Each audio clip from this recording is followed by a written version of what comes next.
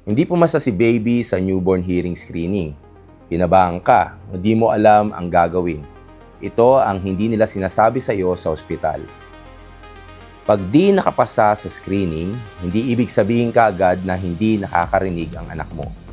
Minsan may fluid sa loob ng tenga, minsan malikot si baby during testing, minsan bad timing lang talaga ang pag-administer ng test.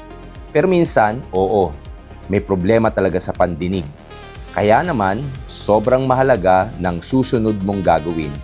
Meron tayong 3 bagay na pwede mong gawin sa ngayon. Una, huwag nang maghintay. Mag-book kagad ng follow-up test. Mas maaga mong malaman, mas maaga kang makakakilos. Pangalawa, pumunta sa legit na audiologist, hindi lang sa kahit anong clinic. Humanap ka ng audiologist na sanay na mag-test ng babies at bata. Meron tayong mga special test na di kailangang sumagot o gumalaw ng baby mo during testing. Pangatlo, kung confirmed na may hearing loss, huwag magpanik. Meron na tayong mga solusyon, mga totoong solusyon. At pinaka-effective to pag naagapan kagad.